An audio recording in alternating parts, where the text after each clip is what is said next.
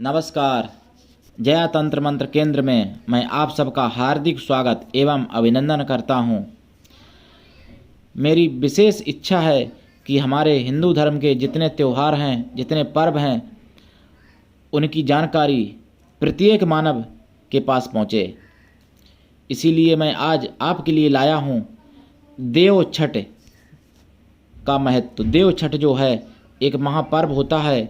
देव छठ को भगवान बलराम का जन्म हुआ था। दाऊ जी को, जिनको दाऊ जी कहते हैं, जिनको बलराम कहते हैं, जिनको बलदेव कहते हैं, जिनको हलधर भी कहते हैं, जो भगवान कृष्ण के बड़े भाई थे, उनका जन्म जो है देव छठ को हुआ था। देव छठ को वैसे कुछ लोग भगवान शंकर का भी व्रत रहते हैं और देव छठ को भगवान बलराम की पूजा पाठ की जाती है। भगवान बलराम का व्रत रखा जाता है देव छठ को। देव छठ ऋषि पंचमी के दूसरे दिन देव छठ पड़ता है।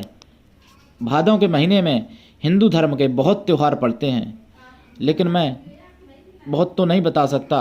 मुख्य त्योहारों की चर्चा आपके सामने लेके आता हूँ। इस वर्ष 2020 24 अगस्त दिन सोमवार देव छठ महापर्व पड़ रहा है। इस दिन आप कैसे पूजा पाठ करें।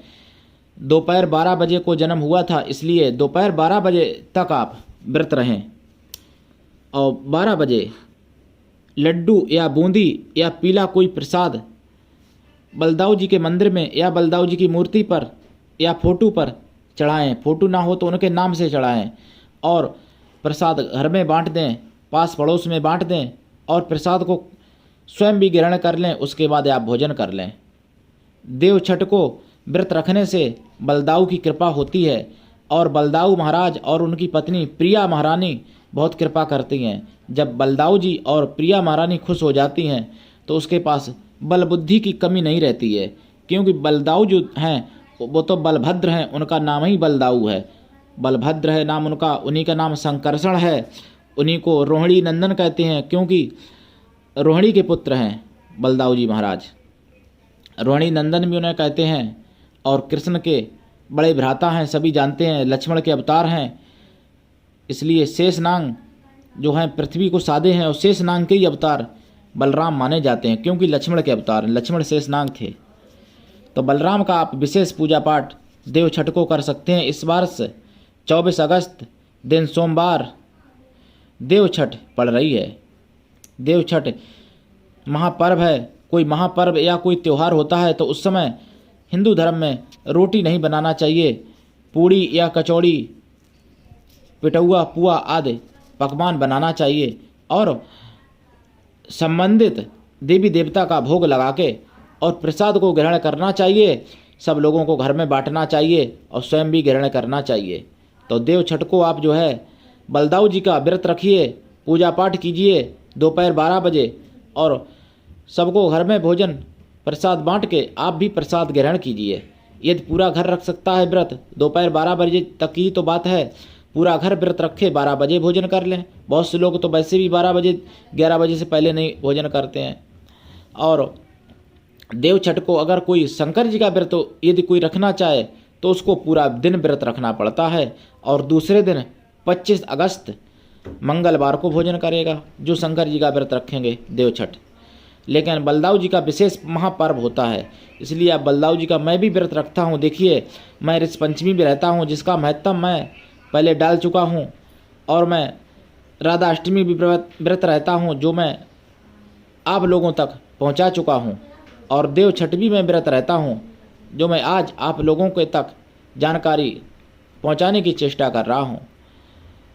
गणेश चौथ भी रहता हूँ, जो गणेश चतुर्थी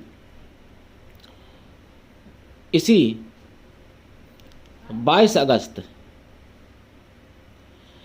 दिन शनिवार की पड़ रही है। गणेश चतुर्थी का अभी महत्व मैंने नहीं डाला है, लेकिन कभी डालूंगा।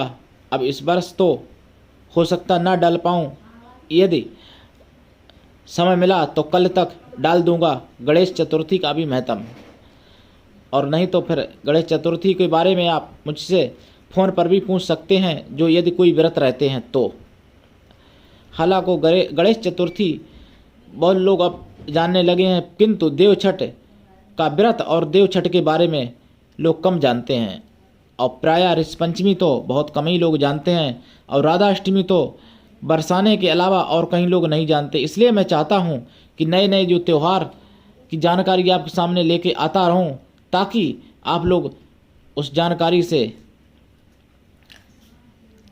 लाभान्वित हो सकें। जितने भी त्यौहार हैं कोई नया नहीं है, सभी प्राचीन और पुराने त्यौहार हैं हिंदू धर्म में, किंतु नया इसलिए है कि आपको जानकारी नहीं मिल रही है, क्योंकि ये जानकारियाँ लुप्त हो चुकी हैं।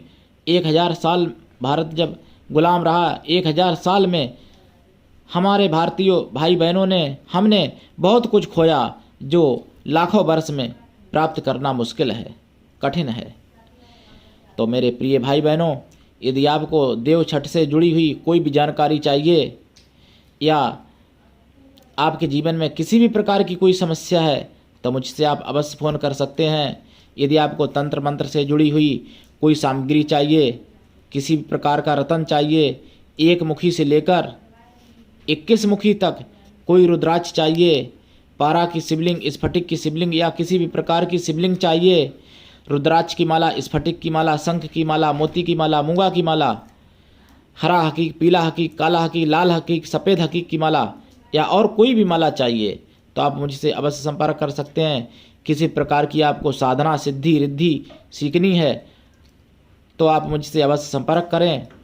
यदि आप मेरे चैनल पर नए हैं तो मेरे चैनल को आप अवश्य सब्सक्राइब कर लें, ताकि मैं कोई वीडियो डालूं और आप तक तुरंत पहुंच जाए। आप सब्सक्राइब कर लिया करें, यदि नए हैं तो लाल बटन को दबा दें और घंटी भी बजा दें। मेरे चैनल को आप लाइक भी करें, शेयर भी करें, कमेंट भी करें। कमेंट बॉक्स आपके लिए खाली है। कोई भी समस्या है तो आप मुझसे अवश्य संपर्क करें। मेरा मोबाइल नंबर है 93 05 63 71 73। तो आज के लिए इतना ही। राधे राधे, जय बलदाऊ की। हमारे चैनल को लाइक, शेयर व सब्सक्राइब करें। धन्यवाद। राधे राधे।